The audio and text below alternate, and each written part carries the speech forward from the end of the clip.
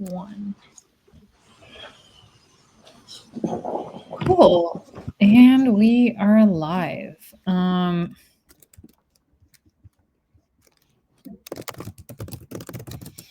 everyone. Happy Friday. We are probably going to give it a minute or two before people start joining, and then I think we can then get into it in the meantime. Sounds good.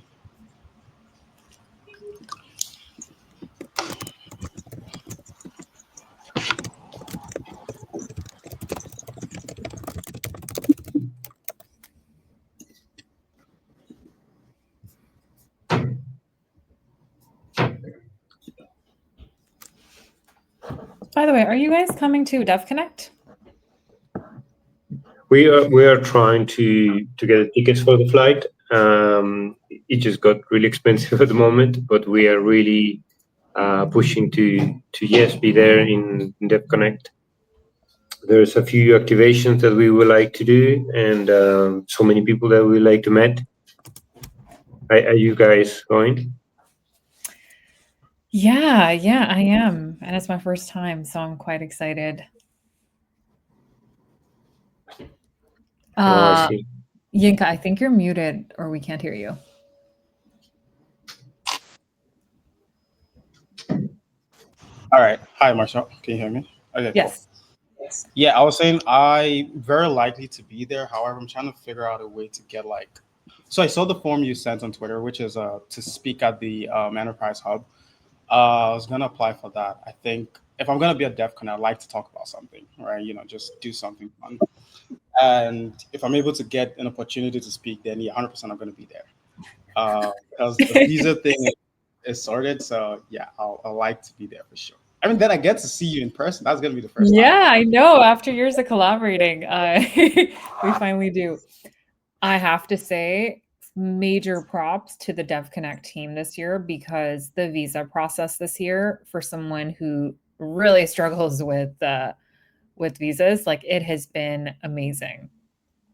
And I want to give a shout out to, I don't know who has been responsible for this incredible experience, but someone who, anytime there's a conference, has to go through that grueling process of 6 months of my bank statements and life information and birth certificate, even at one point, including if I told you the stack of documents I go to any visa appointment with, you will realize your privilege. As a lot of our friends during Berlin Blockchain Week did. But honestly, a major props to the DevConnect team for making it such an easy process for so many and making this event so accessible. I think that really, credit where credit is due for such a great experience. Yeah, no, for sure. It was, considering how much work has gone into the visa waivers for a lot of countries, it's huge. It's huge. And getting a visa from where I'm from to Argentina isn't a walk in the park. But I have a few colleagues who already have their visas and they're ready to be a DevConnect. And that just says so much about what is possible when we sort of come together to make things like this possible. So I'm really excited. I think when you work with both governments and countries that want to make conversations accessible and want to make these formats accessible, you're right. This is literally just, it shows what's possible if we work together in a way that's productive. And I think that's part of what is so cool about Ethereum is this has been a conversation for, I remember when we had DevCon in Bogota, where it was all about, it was tough getting a visa, or just there were different challenges people had, right? And then obviously every venue's been a little bit different, but I love the priority this time to work on this, and it's just so appreciated. I just know that for sure. Yeah, same here. All right, Yeah, so it's such a hassle to have to travel to so many countries and to try to get all the paperwork done. It can get really tricky. Absolutely. And so just welcoming everyone who is watching GM. If you replied to this live stream, we will absolutely give you a shout out during this live. GM Rosa, who's also from La Blocka Tune. So first reminders, a couple of things to go over. first, our allocation window is open, so please go allocate. Deadline is 22nd October. We've got an incredible group of projects and people, and help make Ethereum get bigger and more mainstream. So this is definitely one of the ways to do it. It's quite literally influencing how this funding is split up. Make sure you allocate. Don't wait till the last minute, because just don't wait till the last minute. I've seen rankings change every day. I know our products are quite anxiously waiting for what the final number will be. But definitely something to consider. And then we have 3 applications open. So we have a DeFi summit that we are going to be organizing at the end of this month, and applications are open for that. We also have an enterprise hub that we're organizing, and that's me and Nico from the team at DevConnect. So applications for those are open too.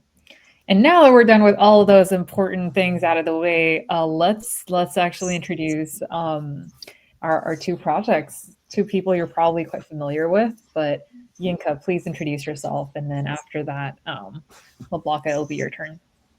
For sure. Just to be sure everything works. Hi, can you hear me? Mashal, you good? All right, sweet. Hi, my name is Yinka. Currently DevRel at Nillion, where I spend a lot of my time simplifying very technical materials for developers and onboarding everyone into the very close future where privacy is super important and paramount. Beside that, to the side, I've also spent a lot of time making short form, concise content concerning everything about Ethereum. I've done content on zero knowledge proofs. I've done content, about even Octant itself and all of the really cool things that's happening, funding, public goods. And so really what I really enjoy, I spend most of my time doing, is looking for these very complex topics in the ecosystem. I mean, Ethereum is a very low-level piece of technology. However, if we're going to get a lot of people excited about this, we need to break it down. We need to make it accessible. And my job for the longest time has been to take that very ambiguous, complex piece of technology and simplify that into what would you call it, Brainrot format these days. I mean, we spend a lot of time watching TikToks. Everyone spends time on Instagram Reels. So you're familiar with a very concise 30 seconds video that gets to the point. And that is my job. My job is to get that format, bring it on Twitter, and then provide value to everyone who sees them. So telling the Ethereum story one shot at a time. And that's been a lot of fun. That's been what I've been doing. And yeah, I'm super excited to be a part of Epoch 9. And I'm looking forward to all the cool stuff. Looking forward to collaborating with a lot of the creators as well. That should be so much fun. Amazing. So visual. Time for you to introduce yourself. Hi, nice to meet you all. I'm very thankful to be around. Sorry for my English. It's not my native tongue. So what is La Blocka? La Blocka is a non-technical Web3 theme cartoon. And basically what we do is short form animations, 1 to 2 minutes, sometimes even 3 minutes animations. And in these animations, we have a set of characters that are archetypes for Web3 finance, decentralizations, technologies, and Ethereum in general. And so what the way that we do our content, we don't explain technical things. We try to explain behavior, and we try to explain the type of things that are not technical, but so much focused on just how people behave. So one of the things that we do for this is we have a canon timeline in which we try to just explain basic things, such as, for example, we have this character called Fumito. He's trying to go and, I don't know, get a shitcoin, buy a shitcoin, but he's missing his wallet. He's arriving on time, late. And basically he's just running up and down in La Blocka trying to get a good deal, but he just doesn't manage to get it. We have, for example, another character which we call Decentracy. She's the region 1 on La Blocka, and she's trying to just spread the good vibes and just try to do like green action and all these things. We have also Paperoni, which is a character who is the paper hands, and he's always just selling the coins. You cannot trust him. If you give him, if you give him any type of digital asset, he's gonna sell it straight away. And so all these characters are helping us to explain things to people who, well, know about crypto, but also the people who doesn't know about crypto, they get away from looking at our cartoons, thinking, why do I don't understand this? And then that is a chance for us to try to explain the culture within Web3 and the type of technologies that you can actually access and use. We have been working with regional leaders to explain how their community works, also with our characters. We have been entering the video game space as well a little bit. We did Bingo Onboarding, which is a type of game that uses our characters instead of numbers. And we try to explain how basically how our characters work in an analog way, which means we play with this I don't know, is Fomito, and he does this, and people can play and learn at the same time. And so La Blocka is not just cartoons, but is mainly cartoons. I love that. That is awesome, and I've loved the cartoons. If you have not checked out La Blocka, please go check them out. Just such a fun way of actually getting the message across in a way that is so easy to understand, and just, I mean, everyone loves cartoons, but to do them well, I think is important.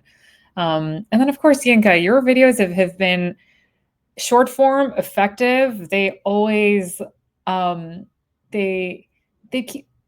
I think one thing I really appreciate is how you can make people keep watching till the end. And I think that's the whole point that we're here to talk about, is like with brain rot, right? Like everyone has shorter attention spans. It's only going to get worse. We cannot pay attention. We have an issue in the world right now. This is why we're addicted to our screens. If your content, if you've lost people you have 2 seconds to keep people hooked. Yeah. Or they're moving on. So what is your approach when you're working with, at a time where, again, it's tough to get attention? Like, what's your approach to content? Yeah, no, we're cooked as a society, to be honest. It's insane what's happening, and so it takes a lot of effort, to be honest. But sometimes the longer you spend with these things, the better you sort of figure out what happens. So when I get into making content, there are a few things that are very important to me.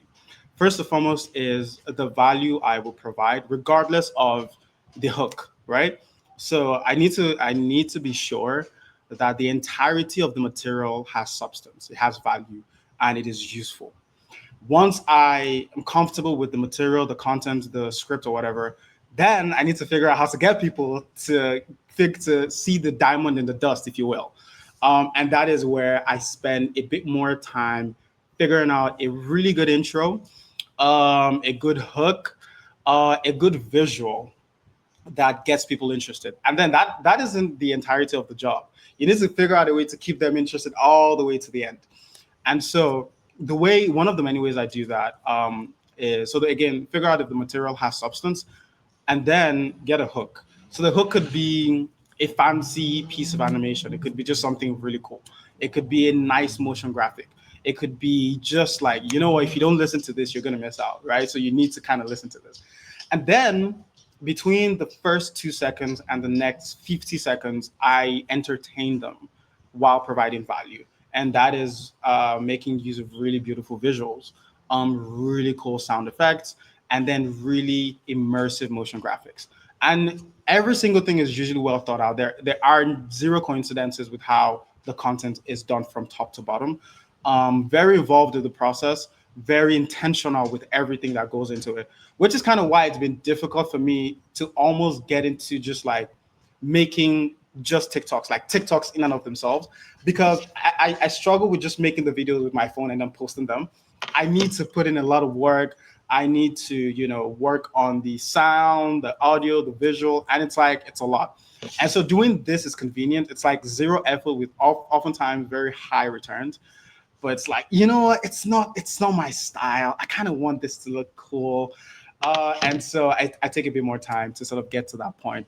And then Twitter just makes it's a lot more intentional. Like I know what my mission is, I know what the goal is, and I put in a lot of time and a lot of work to ensure that I provide the best value to everyone who stumbles on it. It's like, oh, this is cool and this is helpful. Good job. And that's it. I can go to bed. That's it for me. Yeah. Well, thank you for breaking down that approach. I think it makes sense. One thing you'll notice in Yinka's videos, you can check them in his highlights, by the way, is there's always a sound effect, which is so important when you're visually looking at something. And I think people don't understand the connection. And there's always these little things and little gems that, of course, are not a coincidence. They are intentional. So that is a lot of attention to detail, but I think that's where the magic is. Yeah. I want to, yeah. All right, so I also want to introduce Ateh. Welcome to our live stream on Brainrot and how do you make good content. You're also one of our Epoch participants. Do you want to introduce yourself and tell us more about yourself? All right, GM, Good day, sir. I'm Ronade and I'm representing Ateh because currently he's on his way to attend Blockfest in Lagos, Nigeria. So he asked me as part of the team to represent him. Yeah, GM. Yes, sir. We can hear you. Yes, we can hear you, and that's totally all right. I love that we've got someone from your team representing us. So tell us more about what you guys, tell us more about the project. Tell us more about your approach to content, and just introduce yourself to our Octant community. All right, so when Yinka was talking about how he doesn't like content that he just shoot your phone and post it out there, I was laughing because it's the same thing Ateh loves to say. They'll be like, why can't they just make this content look like a movie or cinematic or something? Don't just Yeah.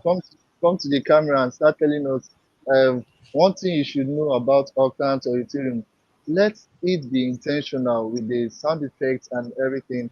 So that was why we started Cinematic Streak.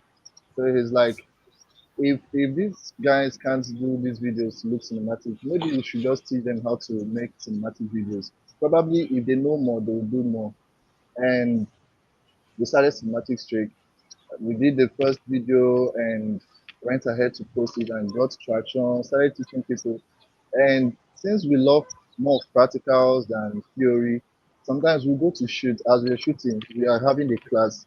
I can remember when we went to have a shoot with one of the top charts, DeFi Devil, and we were teaching people about scripting. So we're like, okay, so as we are talking to you now, we're having a shoot with this guy, and we're just making the script right now. So I'll make the script with you guys. We made the scripting, shot the video, posted it on the group, and gave assignments. They did assignments.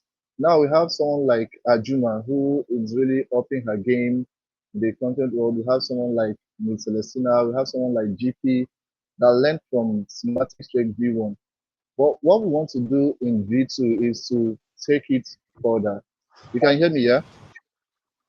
So in Yes, sir. what we want in V2 is to take it further because we got to understand after collecting data of our students how that some of them don't have access to some sort of good editing tools, softwares, something like some of them don't have Capcut Pro, some of them don't have access to Premiere Pro, and some of them don't even have access to Adobe After Effects because these are what we use to make sure our content is very sleek. So the idea is bring them in, get to train them, give them assignments, follow them strictly. So by the time they do these assignments religiously and get to week 5 of the cinematic streak for V2, then we invite them over to come on base. For those who are in Nigeria, they will want them to come to our station because we're using the B Media Studio as our hub. for teaching. So bring them to the studio, rent an apartment, keep them there for 3 good days where they practicalize what they've been learning, in as much as they do assignments here. But now we want to see them in real life do the things they are doing. Then for those who are not in Nigeria, as we're doing that, we are streaming it. We are streaming the whole 3 days so that they can understand what we are doing there in real life. You know, get them to do this. And afterwards, those who made it to week 5 and got sponsored to come around will get access to these softwares. We just provide them with these softwares, and at least we know we can get more cinematic content up there. I mean, we're talking about Ethereum here, and one thing about me, I'll be honest. When I open a video and the video starts with, "Here is what you should know about so," I'll swap it. There's no point waiting. Yeah. I don't wait for that. I can't just come up online to view something, maybe on Instagram, on Twitter, especially because now you want to do Web3 content and you don't go watch what the Web2 natives are doing. I mean, if you see content that Web2 natives do, you enjoy the content. Then you come to Web3, you need to be better than the Web2 people there. But then you come up there, you tell us, here's one thing you should know about Ethereum. No sound stuff, no intentionality in the video. I'll swap. I just swipe. So the idea is, Ateh would always say, if this video is not cinematic, then I don't want to hear what you're talking about because I it, yeah, no, yeah, you are so right. I think in what you said, like this is what you need to know. That is absolutely done, repeated and abused almost, I think, because it's we're hearing the same exact content every single time. And you're right, everyone wants to create content. No one wants to be intentional. So that is totally fair. And I think it's why we don't see people everyone has wants to produce videos, but who's actually watching them?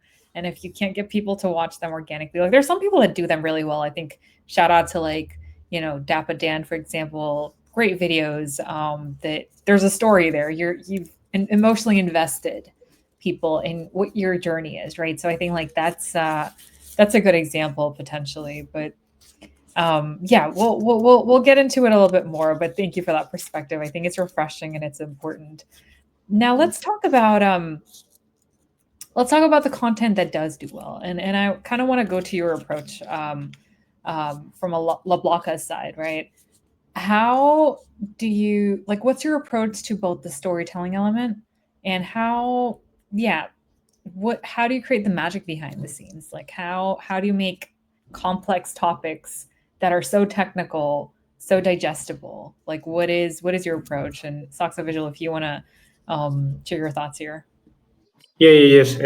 Thank you. So what we do in La Bloca is it could get very long and very technical. Basically, what we do is cultural engineering, which is very much the opposite to social engineering. Social engineering, for the folks who don't know much about it, is a form of manipulation. If you try to do social engineering, you try to modify the person to, I don't know, do whatever you want the person to do. Is basically a hack.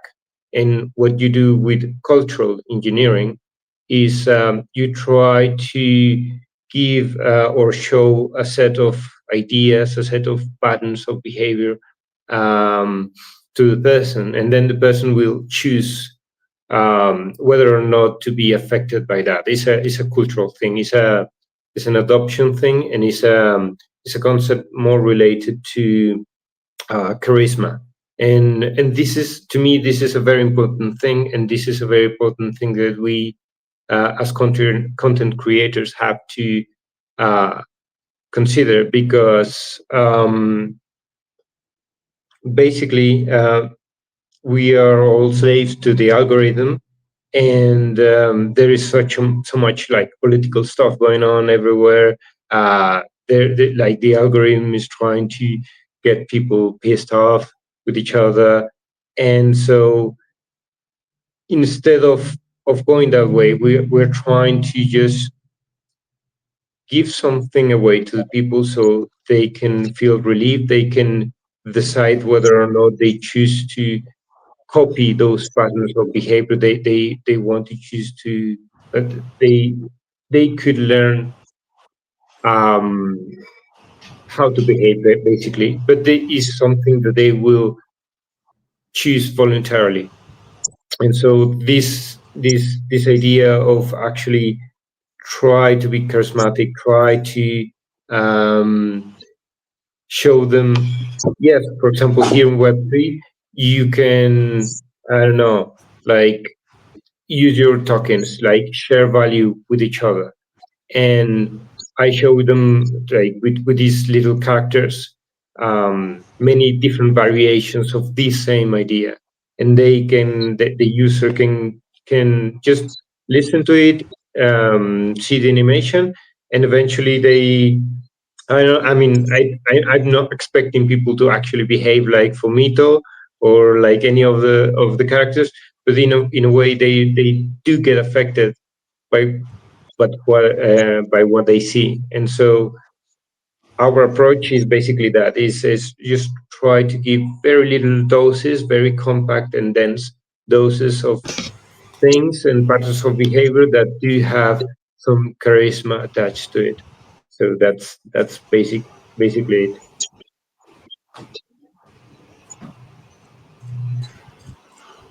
That's so interesting, and I think the simpler something seems, or the funnier and more, I think, the more you actually pay attention, the more you realize how much work goes behind the scenes. So I think there's, especially with something that's so visual and there's such a big component, that's such a big part of it. Yinka, what about you? Tell us some. Yeah, I mean, you spoke a little bit about like everything that goes into the videos. Um, I want to get your take though on like how do you think we can onboard more people? What kind of stories do we need to start amplifying? And how can other creators and the Ethereum ecosystem change their approach to content? What's your take here? Oh, that's a really good question. I think for one is we need to get the story straight, get the narrative straight. Like, what are we trying to do? What are we trying to get onboarded, right? Again, like I said earlier, the technology is pretty low level. It's really low level. Can get really complex. Can get really complex. So we need to figure out if we're trying to onboard very technical people, and if that's the case, then we create very technical materials, right?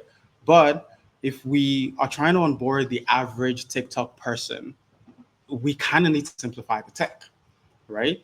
And to do that, we need to be telling a very different story, a very different story.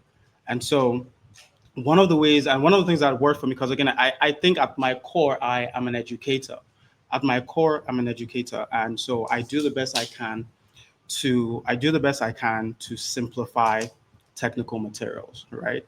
And so when I spend a lot of time, I spend a lot of time on Instagram. I watch a lot of reels, and the ethos of Ethereum is something that I care deeply about, and I've always wanted to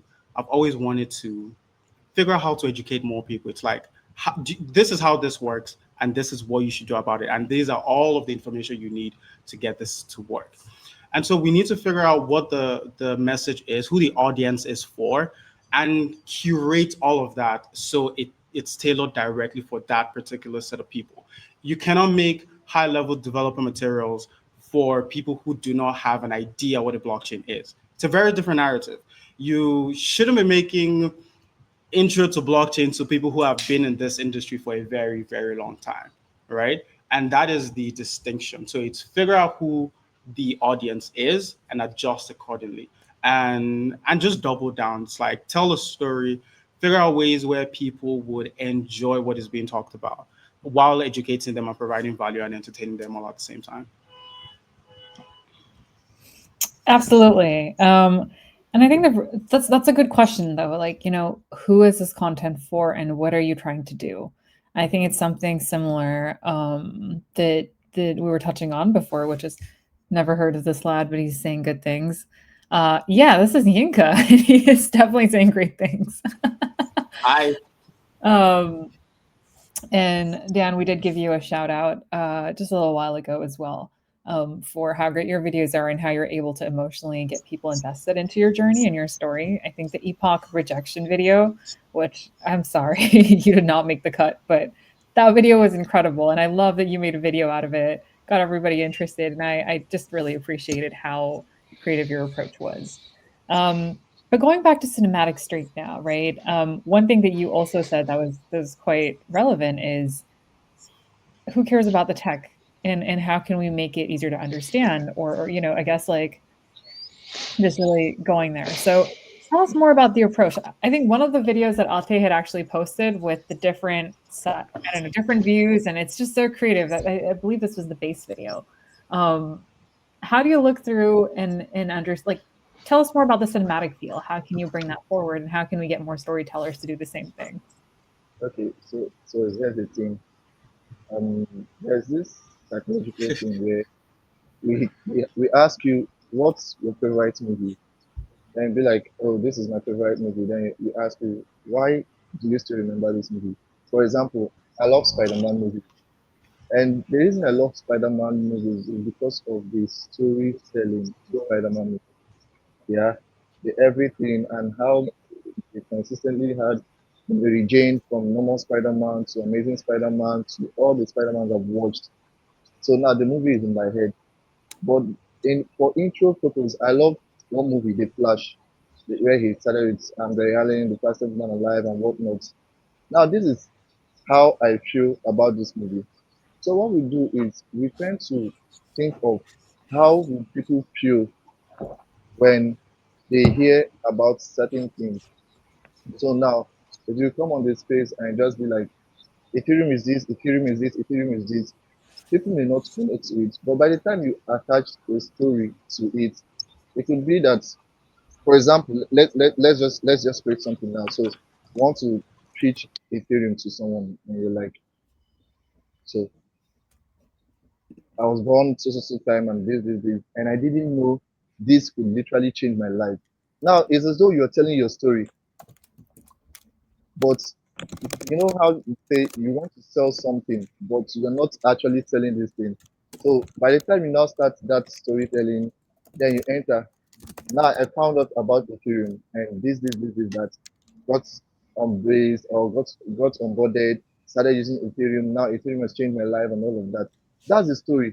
So even if someone doesn't remember, oh, what this guy is trying to do something, the person will remember he said Ethereum changed my life. You get? But then for us to do something like this, we know that people have attention span. So you don't just keep them in front of a camera. It's really not a podcast. If it's a podcast, yeah, podcast can be that long sitting in one place. But this is something you want to a message you want to pass within at most 30 seconds. So we understand we need thoughts, they need lightning because in magistrate we teach lightning. So where tell you lightning affects the mood of the people watching this video. So I feel other creators can be thematic with what they are doing. When you have a story, even if the story is maybe 2 minutes or maybe 5 minutes long, you should ensure that your first 20 seconds is engaging enough for someone to want to see what you or hear what you're talking about. So you do that with different short angles. You have your good lightning and you know you in character you in character. So if they want to create a storyboard where you want to talk about something terrible happened, and from something terrible happening to you to how you got onboarded in any of the Ethereum platform or something, then how you're doing good now. At least you should start with something like dark or maybe red color. You know how red is danger. You have your red color, and maybe you're looking at the side. The camera is panning to you. I'm already creating the story. You're already doing it. Yeah. So that's the thing. That's the thing. As I'm talking, that's the way we teach. We just practical and teaching. Just turn like this, and the camera is panning slowly to you with some test effects coming up. Never knew I would be this good until I found it.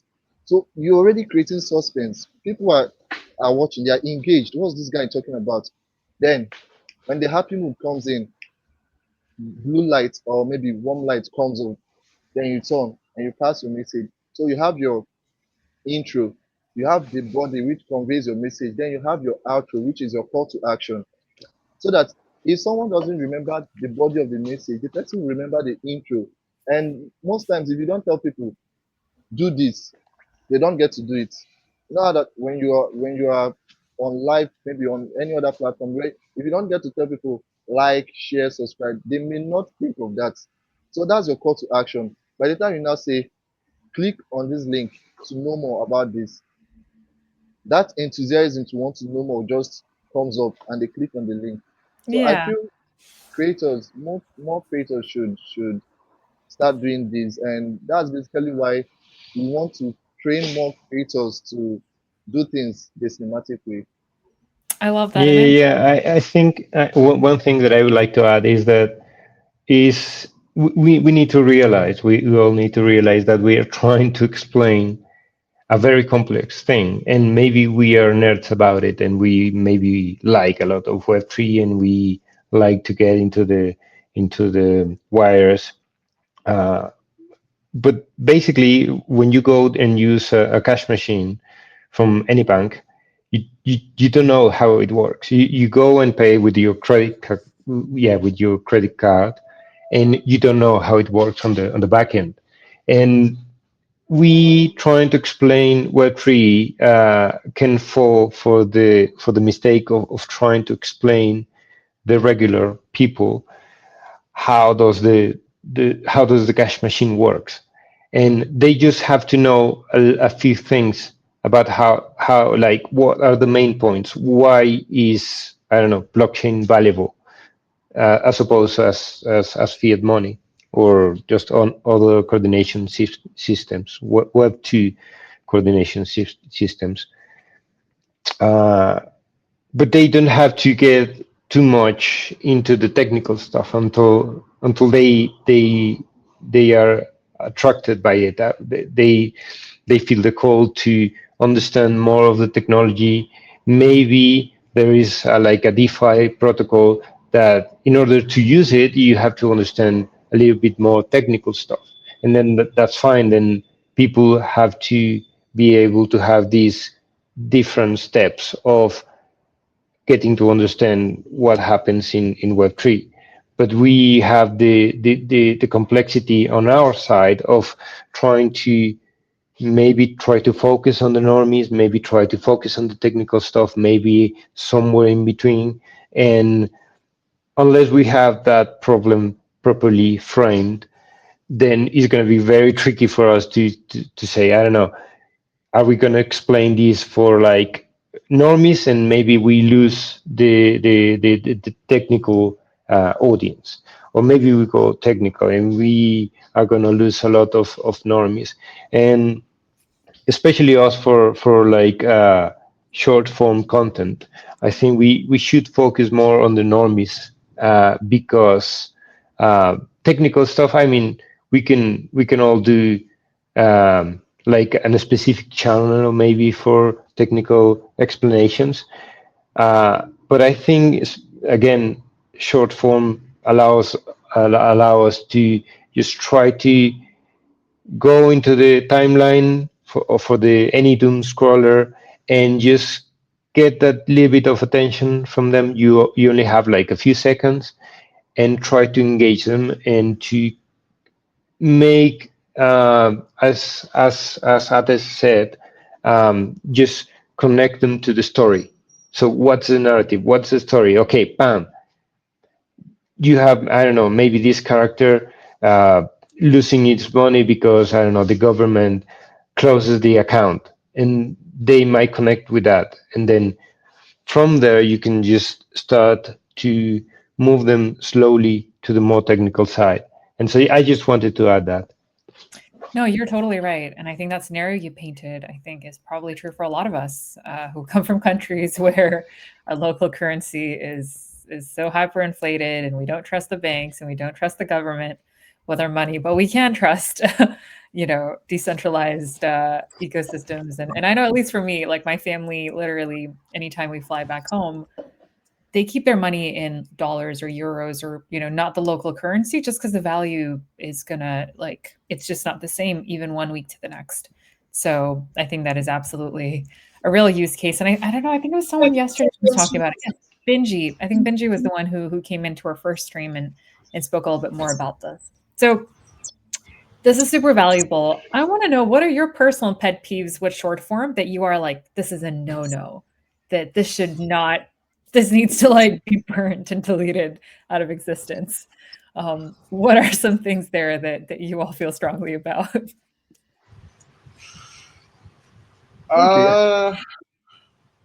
Yeah, no, you could go. You could go. You took the mic.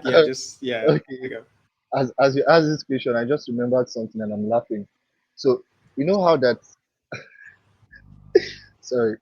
So there's this content I watched. Somebody is like talking calmly. Okay, let's say example, you're like, um, my name is this, and I'm from this, and I want you to come for this. Now this person is talking calmly. Then I'm hearing soundtrack like all this epic soundtrack like dun dun dun dun dun dun, dun like what's that like why why I feel like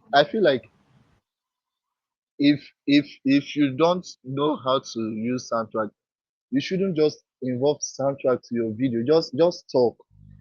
Would get you.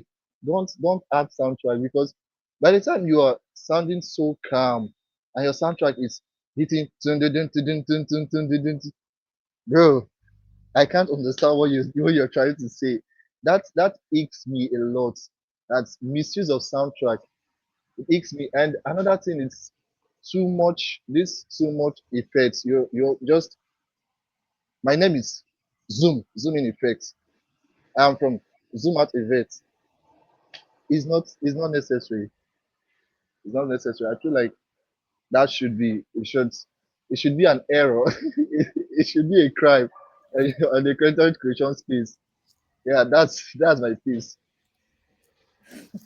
Heard, sir. Okay, so for La Bloca, one of the things that we are definitely never doing, that is being exploited a lot by many artists because, to be fair, animation and even illustration is a very hard is a very hard field to actually make a living with, and so many of the animators and illustrators, uh, they tend to do like hentai animation and like erotic animation. So do not expect La Bloca to get anywhere near that. So don't expect Fomito and doing crazy stuff. I'm really glad to hear that. I think it will be a really bad look for the Octant and the Ethereum community if you guys took Yeah, that approach. yeah, that would be terrible. I guess mine, it's tough, but like, I guess I just can't stand terrible audio and poor lighting. It just gets to me. So yeah, I just can stand really terrible audio, and Ateh was talking about like having really loud sound effects in the background and stuff, and that plays into it as well. Again, I'm a bit more obsessed about how the materials come out as opposed to most other people. But really clean audio is an essential for me, and make it as beautiful as possible. I think that would be my pet peeve. I think my personal pet peeve, it's when I see a 4-minute video and 5 seconds in, 5 seconds in, I know I'm not watching it till the end. I think every oh, we lost you, Yinka. We'll wait for you to come back. But every second that you are producing and that someone is watching, you have to account for. Every second is a privilege in short form. And I think that's important. Like, if you cannot justify any second of any video, it needs to be cut out. Like, and so shorter is better. don't create 5-minute videos no one is going to watch unless they're really interested. And maybe there's something that you're talking about that is extremely important. And I get it. You know, people have things to say. But I think be clear on whether you're creating this video for yourself or for people to watch. And if your goal is for people to watch, you need to maximize it for consumption. And I think that's where that's usually it's like, why do we have 7-minute videos? Then clearly no one is going to watch till the end. That is long form video. We've moved beyond the territory of short form content. However, I think if for anyone listening who likes to make long form content, there are 2 ways I think you can get people to sit through a 5-minute rant. One, you have a huge following, you have fans, you have people who are invested in your life. 2, you are a phenomenal storyteller. Like, I mean, phenomenal. Like, I'm talking Jim Carrey. I'm talking like, you know, when you're in front of the camera, like, oh shit, let me get my popcorn because this is gonna be good. Anything other than that, yeah, no one's gonna sit through that. Or you're part of a fandom. Like, if you are creating theories and you are making connections, and now we are, like you said, I have my popcorn ready because I'm invested into, you know, where is this gonna lead? I think that's yes, that's a good one. Yeah. Okay. So generally also, I think one of the defining characteristics of Brainrot is that it's meaningless. That's actually like there's a difference between Brainrot and short form. So they can be the same thing, but they are not necessarily the same thing. And to me, the defining factor is it meaningful? If it's meaningful, then it's gonna give me a piece of information, and it's gonna be a piece of information or an entertainment that is gonna make me feel fulfilled, and it's not just gonna entertain me with, I don't know, something that sounds deep but is not deep at the end, or is just noise. So yeah, by defining Brainrot, I think we can frame better the actual problem that we're trying to achieve here. I mean, I think at the core of it, brain rot quite literally just means that our attention's, I mean, I say brain rot, but I'm equally guilty of it, right? I spend too much time on TikTok, way more than I should. I spend a lot of time on social and very chronically online. I love that personally because I'm a consumer of content, and I love, you know, if I don't watch TikTok, I'm not even going to walk you through the random rabbit holes that I am a part of online, but to me, come on. Yeah, no. Actually, we like to hear about that. All right, well, don't judge me, but you know what? There is this tiffin lady, okay? She's in Goa. It's this lady who every day she gets a tiffin and she literally just walks you through which food she makes. And I love watching it every single day. And my husband looked at me and he was like, what are you watching? Because he hears the same voice every day. Like, I'll have my food and I'll look at what she's having for food.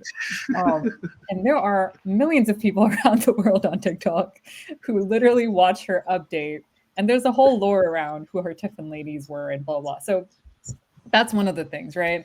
Recently, like, I'm a big Swiftie, so of course I love Taylor Swift and I love her content, and I have loved seeing all the theories for, against the dance. I'm 2 minutes, I'm literally 2 videos away from literally, you know, quite literally doing it myself. But anyway, I'm part of a lot of fandoms, and I love fandoms because I think that is probably one of the best ways to build propaganda, if you will.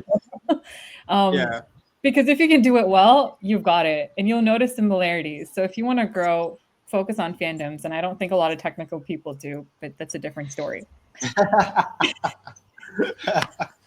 So we received the shade.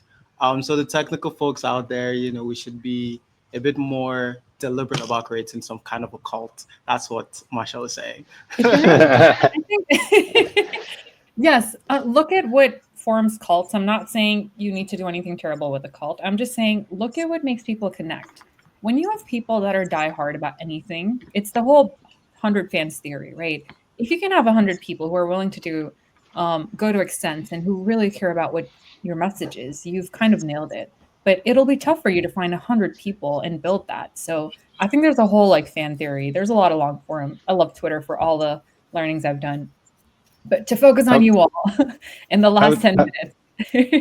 Yeah, I would like to comment about that because is regarding the concept of the character, because even like for example in Blocka we is very clear, we do characters, and so our characters do the things we don't, like for example Rosa Gonzalez, which is my co-founder. She likes to put herself in front of the camera and she likes to talk a lot, and that's fine. But we are basically and mainly focused on just having the characters do the talk. And but the thing for the rest of the content creators, they need to be the character. And so one of the ways that you can capture the attention of the people is actually be um, an extreme form of the character that you have chosen to be. And that doesn't mean that you go extreme into the bad side of things. Like you can be extreme into the good side as well, and that might catch some attention. And so this idea of building a character, being this character, is also, and especially with the internet, is also very important to realize that this is an how can there is a technical word, but anyway, it's okay, never mind. So basically you propose this character, you act as this character that you are. Ideally you would like to be genuine because there's going to be more content to do with that, rather than if you are someone that you're not. But anyway, you try to be this character, and then you display yourself, display your actions and all your situations and all your behavior to people, and then people will let you know if you are doing it right for them or if you're not doing it correctly. So, for example, a good example of an archetype that is non-scripted is Batman. So people, there is no actual like description on how Batman should behave. Like technically, it's all vibes. And if you make Batman do something, if you're I don't know, the comic writer for Batman for the next comic or the next film, and you make Batman do things that Batman wouldn't normally do, judged by the fandom, then the fandom is going to let you know that you just made a mistake. So if you make Batman smile genuinely with his mask, in being his Batman character, then people is going to be like very pissed off because Batman doesn't do that. But Batman doesn't smile, for example. And so when you're constructing your character, you have to listen to the people. You have to listen to your audience, and then you'll find out if you are actually being the character that they feel they need to see. Also, into that equation, we have to consider that the algorithm is also modifying us and modifying our audience. So it's not just like a neutral playing field. Is the platforms do intervene in this process. But anyway, I just wanted to explain that bit. No, I think it's a Yeah, very, very important bit. But go for it. Sorry, Yinka. yeah, yeah. It is a very solid point. I just wanted to add that the character bit is huge. And La Blocka mentioned something about like you're not making animations like myself and Ateh and the other creators who don't have animated characters. You become that character and you have to embody that. And you sort of have to bring up that persona every time so people know what to expect when they see you. Explainer series, we know what this is about. right? And then when they see a La Bloxa video, it's like, we know what this is about. We know what is happening here. Same thing when, they talked about they won't be making use of hentai for the narratives. Of course, if we were to see that, that's a shift in Maybe. perspective. That is, well, shit. Hey now. I'm I starting to thought we. consider because there's a lot of money to be made over there. Oh my God. Please do not go down that It's path. less Just than kidding, just kidding, less just than kidding. 5 minutes. It's been less than 5 minutes. But yeah, it's like, when if anyone was to open up any of La Bloxa video and they see something of sorts, it's like, okay, this is different. What exactly is going on here? And yeah, someone who, my camera is frozen. Can you hear me though? As someone who speaks to the camera myself, I have to create multiple characters for multiple types of scenarios. And one of the things I'm exploring more recently is sort of having the same set of outfit, right? Like Batman has the same set of outfit. Pretty much every cartoon character sort of like has a repetition of an outfit, if you will. And I think that's fun to just play with and just have a good time overall. But yeah, the character bit goes a long way, especially if you're a one man speaking in front of the camera and doing all of Ab- that cool stuff. Oh yeah, yeah. Absolutely. It's a concept about familiarity as well. Like people can feel more familiar if you do the same things and the same outfit or like similar outfits, similar like even tics, like things that you're gonna do regularly.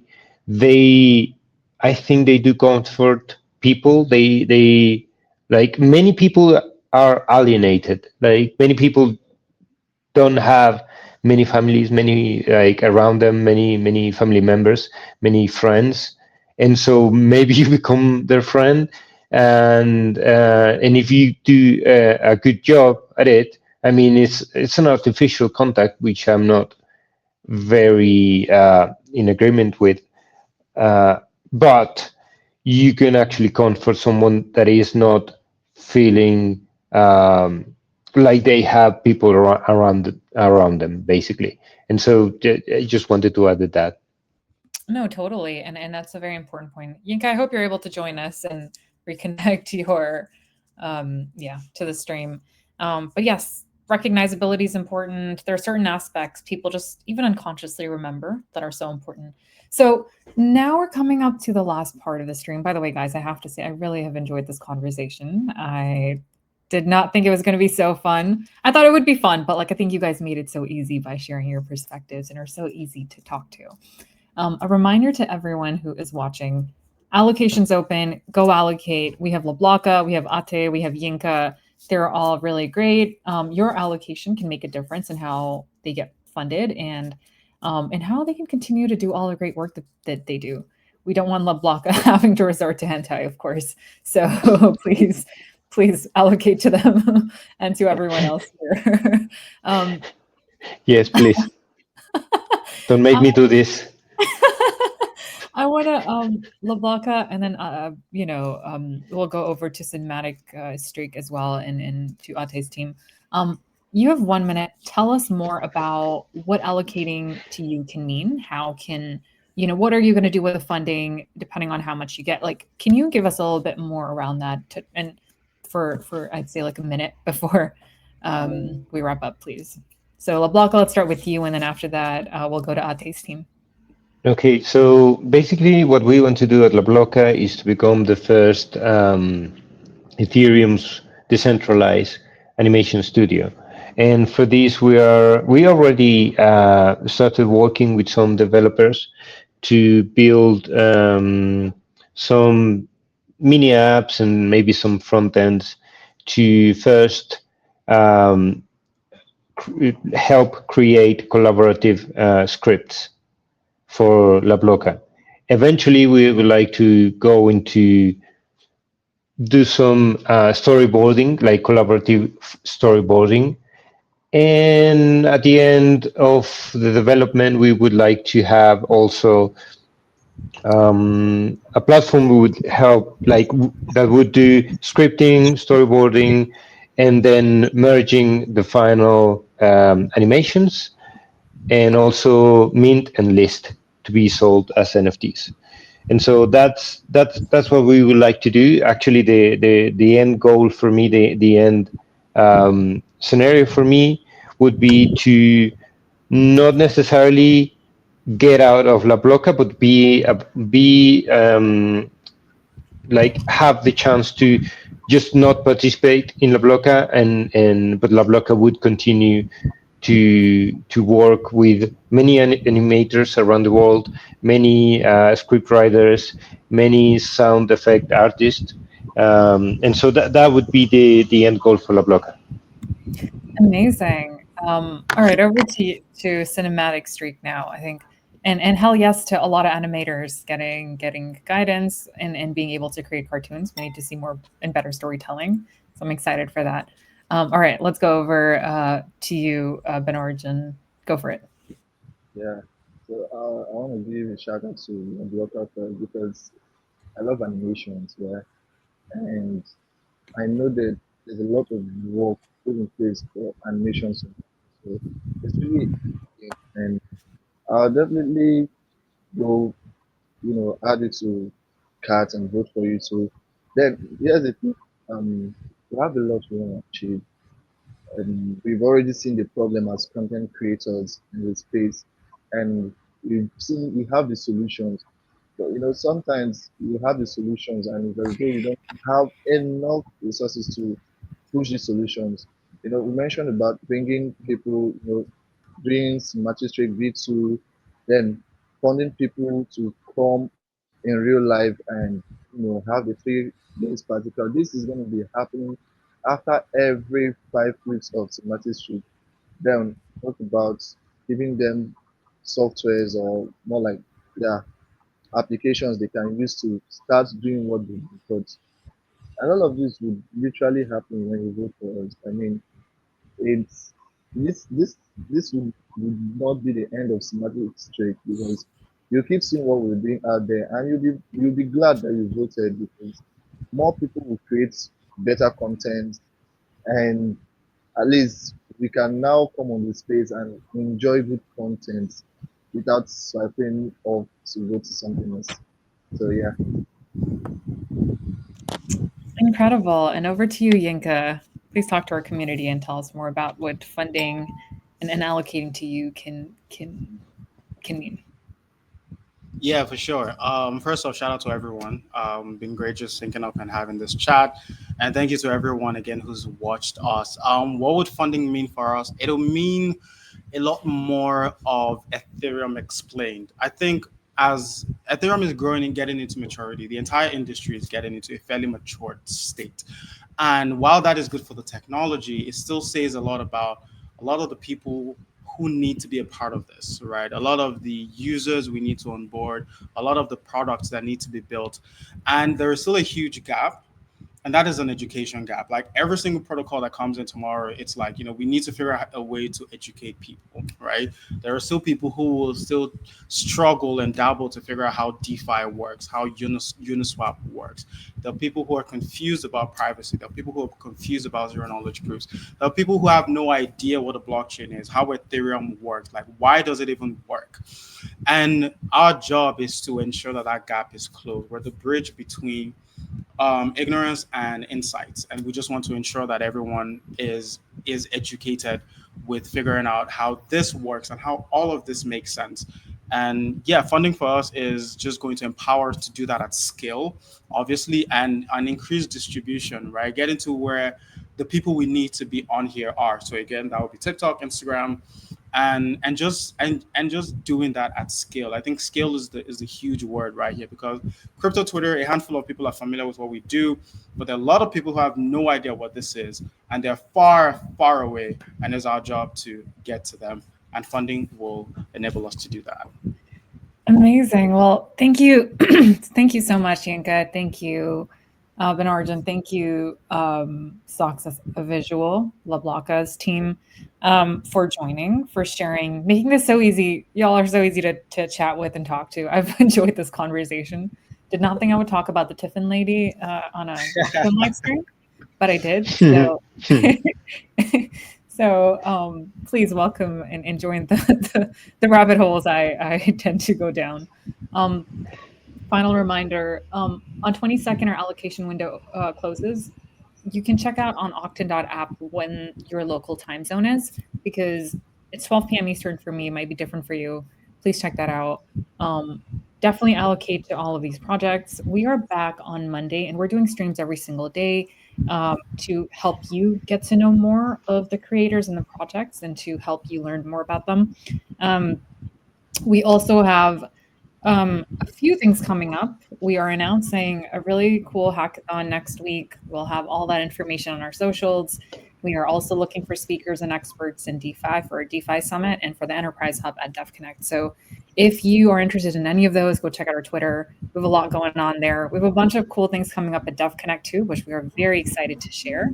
And until then, have a great weekend or a long weekend if you're in the US. But if not, which most of our communities all over the world. So we're excited. This epoch, I am so nervous because every epoch, I care about all projects, but I think content, it's a little bit different. So I am so invested in seeing who ends up with what. But regardless, please allocate. Don't waste your rewards. And we'll see you all on Monday. So thank you again for watching. Thank you guys for joining me and our team and our community. And best of luck with the epoch. Thank you, Mashal. Thank you, everyone. It was good chatting with you. Have a good day. Yeah. Bye. Bye.